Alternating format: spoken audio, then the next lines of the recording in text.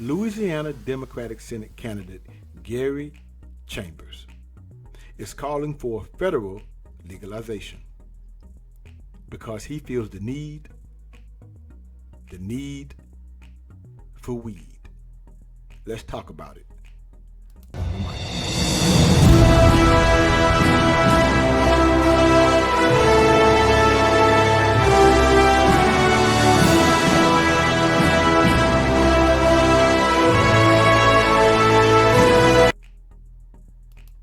Hello, good people. This is your guy, Mr. Educator, Mr. Communicator, Mr. Free Thinker, coming back at you live once again from the Lone Star State with another edition of the Meter Mike Speaks.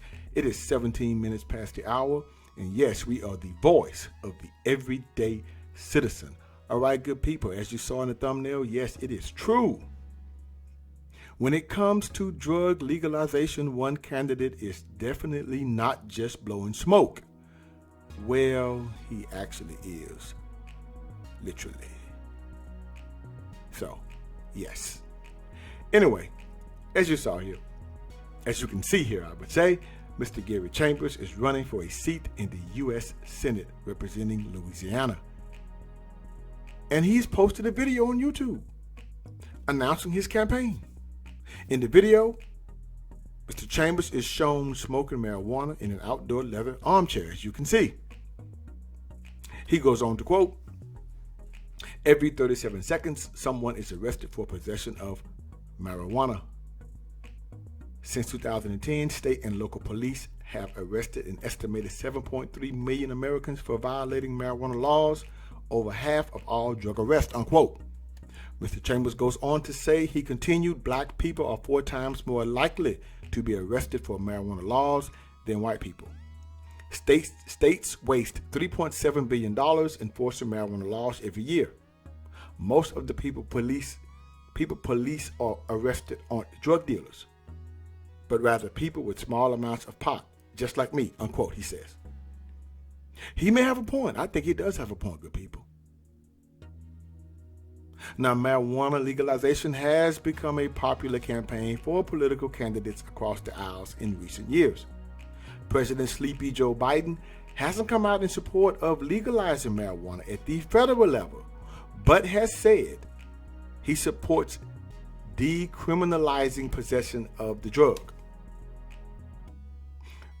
Well, Mr. Sleepy President, if you decriminalize it, then, or you are in support of decriminalizing it, then one can't help but think that you are somewhat in support of it. Okay, maybe it's a federal thing. Who knows? But anyway, let's continue. Here are a few comments. Now, it's not without its pushback or concern. It does not go without its criticism, good people.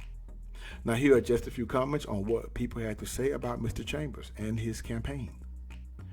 One quote here: "Brothers are already spending money on weed instead of auto insurance, driving around totally stoned, and then crashing into things and taking off on foot because they have outstanding warrant. Happens constantly. Legalization won't change that, Mr. Candidate." Okay?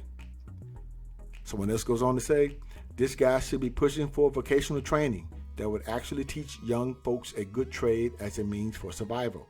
Instead, he is advocating for something that actually keeps most kids down." This person is saying this, good people. "I've smoked for over 40 years, and trust me, when I tell you weed isn't for everyone, we have to get these kids inspired and productive, or our society is going to continue to spiral down." Okay. Another critic goes on to say, "Another so-called activist running for office. This politician has no real education or successful career.